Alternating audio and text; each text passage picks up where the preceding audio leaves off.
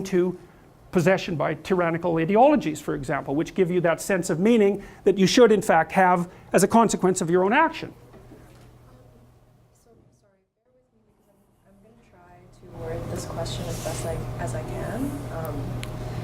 But, okay, so if all relationships are sort of predicated on this balance between no conflict and conflict that destructs, then if we were to look at this at a more macro level, we see this sort of manifest in history in our world, like with conflict in between countries, in between systems, ideology, etc. But wouldn't this sort of navigation between the exact line of no conflict versus conflict, how does that not imply that some people are inherently doomed to chaos? It might imply that. You know, one of the things, so look, so sometimes you don't have an answer that works. You have an answer that produces the highest probability of success. And like, I could view the archetypal world from a religious perspective and say that there's such a thing as ultimate and final redemption. That's a metaphysical claim. I don't want to do that. I think it's independent of what I'm talking about. What I'm saying is that there's an archetypal path that's laid out in the mythology of the hero, and it's your best bet. That's all.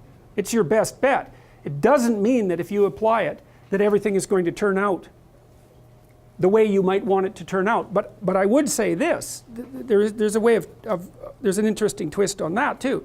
This is one of the things that I came to understand about trying to speak the truth, is that you can make an assumption, you can make a fundamental assumption based on your ignorance, let's say, and the ineradicable quality of your ignorance, that you can't compute the best possible outcome. What you can do instead is make a decision, and one decision is, well, I'm going to say what I think and see what happens. And then you can define that as the best possible outcome. Now you might say, well, now and then that's going to lead you into chaos. It's like, yeah, it is. It is. It's a strange inversion. But regardless of all that, I would still say human beings are finite and limited and mortal, you know, and death is final, let's say. I'm not saying that, but we could easily say that. Doesn't matter. This is still the best pathway forward. It isn't certainty. There's no certainty.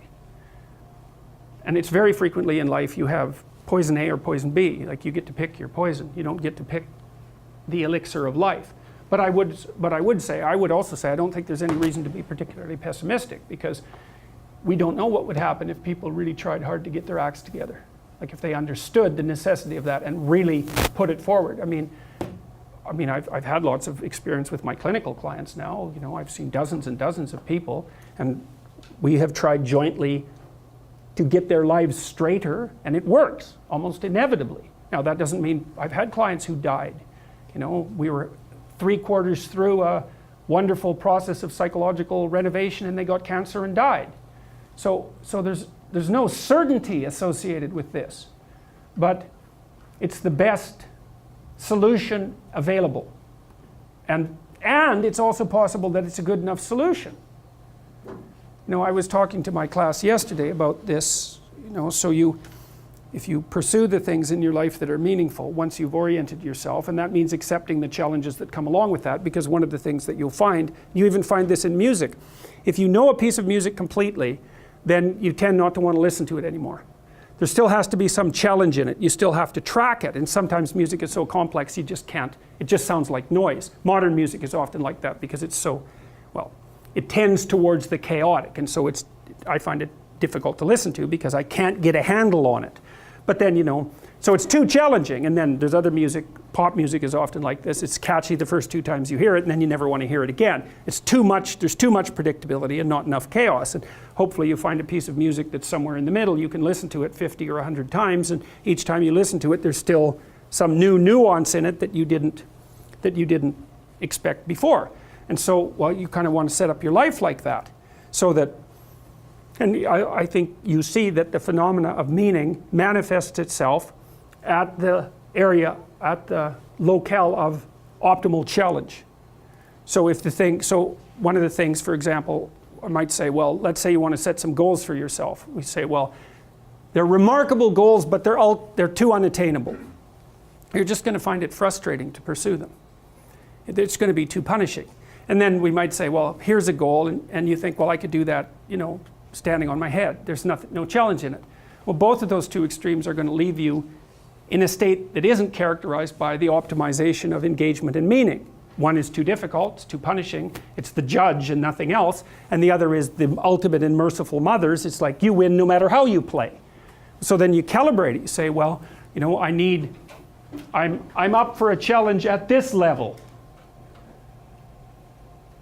I wouldn't recommend that, because that's just a bit like people do that.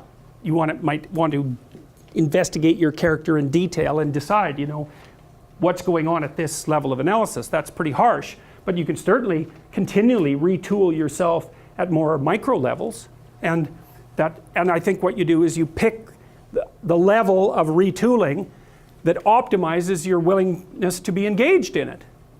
And then what's so interesting about that is that you get the benefits of perfection, so to speak, while still being imperfect. Your actual imperfection has nothing to do with it. What's relevant is the journey that you're undertaking to rectify the imperfection. So instead of aiming to be the entity without flaws, you're aiming to be the entity that continues to realize its flaws and overcome them. Well, that's a game you can play forever. And that's maybe the ultimate in being an unflawed entity. It's something like that.